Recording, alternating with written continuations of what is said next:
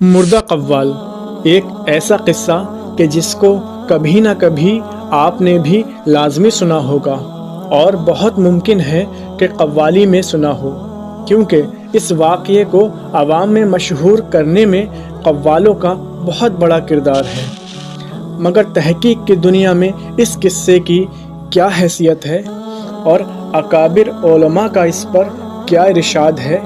انشاءاللہ آج اسی واقعے کی حقیقت جانتے ہیں۔ مگر ایک گزارش کرتا چلوں کہ ویڈیو کو پورا سنیں۔ انشاءاللہ ویڈیو کو مکمل سننے کے بعد آپ بآسانی فیصلہ کر سکیں گے کہ یہ واقعہ سچا ہے یا پھر جھوٹ پہ مبنی ہے۔ تو واقعہ کچھ یوں بیان کیا جاتا ہے کہ ایک مرتبہ خواجہ معین الدین چشتی رحمۃ اللہ علیہ بغداد شریف میں غوث اعظم کی بارگاہ میں جاتے ہیں اور قوالی سننے کی خواہش کا اظہار کرتے ہیں، تو شیخ عبد القادر جیلانی رحمۃ اللہ علیہ نے اپنے ایک مرید کو کسی قوال کو بلانے کے لیے بھیج دیا، مگر مرید واپس آ کر عرض کرتا ہے کہ شہر میں صرف ایک ہی قوال تھا اور اس کا بھی انتقال ہو چکا ہے۔ تو حضرت عبد القادر جیلانی نے ارشاد فرمایا، اس کی قبر پہ جاؤ اور کہو کہ تجھے غوث اعظم نے بلایا ہے۔ واقعہ تو بہت طویل ہے، مگر مختصر بات یہ ہے کہ وہ قوال زندہ ہوا اور اس کی قوالی بھی سنی گئی۔ اب آئیے اس واقعے کی سچائی جانتے ہیں۔ اس قصے کو جھوٹا ثابت کرنے کے لیے بس ایک بات ہی کافی ہوگی، اور وہ یہ ہے کہ حضرت معین الدین چشتی اور شیخ عبد القادر جیلانی کی ملاقات ہی ثابت نہیں ہے۔ جی ہاں، ان دونوں بزرگوں کی کسی بھی معتبر کتاب سے ملاقات ثابت نہیں ہے، اور جب ملاقات ہی نہیں ہوئی تو پھر مردہ قوال کے اس قصے کی کوئی حیثیت نہیں رہ جاتی۔ ویڈیو کے آخر تک بنے رہیں، آگے حوالہ بھی دیا جائے گا کہ کس طرح ان دونوں بزرگوں کی ملاقات نہیں ہوئی۔ ابھی صرف یہ سمجھیے کہ کوئی واقعہ محض کسی کتاب میں آ جانے سے یہ ہرگز ثابت نہیں ہوتا کہ وہ سچ بھی ہے، کیونکہ یہ بھی دیکھا جائے گا کہ جس کتاب میں کوئی بات ملتی ہے وہ معتبر بھی ہے یا نہیں، کیونکہ بہت سی ایسی کتابیں ہیں جو بزرگوں کی طرف منسوب کر دی گئی ہیں،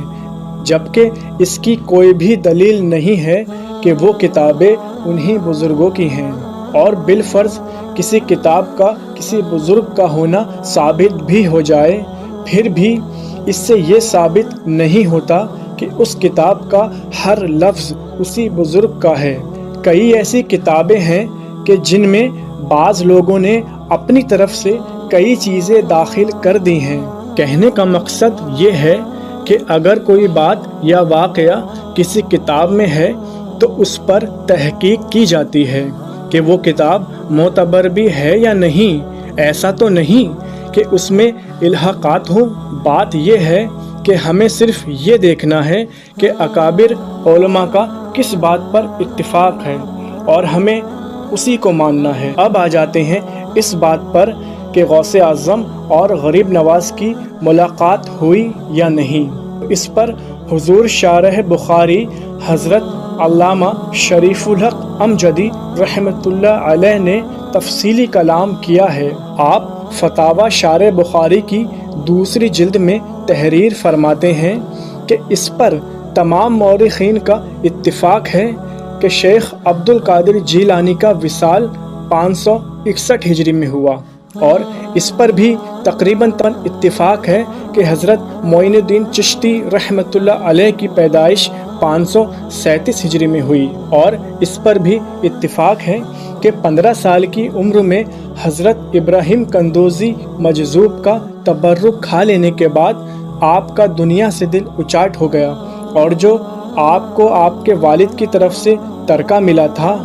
مکان اور باغ وغیرہ، اس کو فروخت کرنے کے بعد سمرقند و بخارا وغیرہ جا کر قرآن حفظ کیا اور علوم ظاہر میں کمال حاصل کیا، اور علم ظاہر کی تکمیل کے بعد مرشد کی تلاش میں نکلے اور حضرت عثمان ہارونی رحمۃ اللہ علیہ سے مرید ہوئے، اور ایک مدت تک مرشد کی بارگاہ میں رہے۔ پھر آپ کو خلافت سے سرفراز بھی کیا گیا، اور جتنا عرصہ غریب نواز نے علم دین حاصل کیا اور جو مرشد کی بارگاہ میں رہے، یہ سارا عرصہ 20 سال کا بنتا ہے۔ اب آپ خود حساب لگا لیجئے کہ 15 سال تک آپ اپنے شہر میں رہے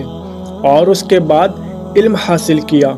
اور مرشد کی خدمت میں رہے، اور یہ سارا عرصہ 20 سال کا ہوتا ہے۔ 15 اور 20 35 سال ہو گئے، اور غریب نواز کی پیدائش 537 ہجری میں ہے، یعنی 35 اور 537 572 ہوتے ہیں۔ یعنی اس سے یہ ثابت ہوتا ہے کہ 572 ہجری میں آپ نے عراق کا رخ کیا، اور یہ تو پہلے ہی بتایا جا چکا ہے کہ اس پر مورخین کا اتفاق ہے کہ غوث اعظم کا وصال 561 ہجری میں ہوا، یعنی غریب نواز کے پہنچنے کے 11 سال پہلے۔ جب 11 سال پہلے ہی غوث اعظم کا وصال ہو چکا ہے تو ملاقات کا سوال ہی پیدا نہیں ہوتا، اور جب ملاقات ہی ثابت نہیں تو پھر مردہ قوال کا واقعہ محض قصے کہانی اور جھوٹ کے سوا کچھ نہیں رہ جاتا۔ اللہ رب العزت سے دعا ہے کہ وہ ہم سب کو علم حاصل کرنے کا شوق و جذبہ عطا فرمائے، آمین۔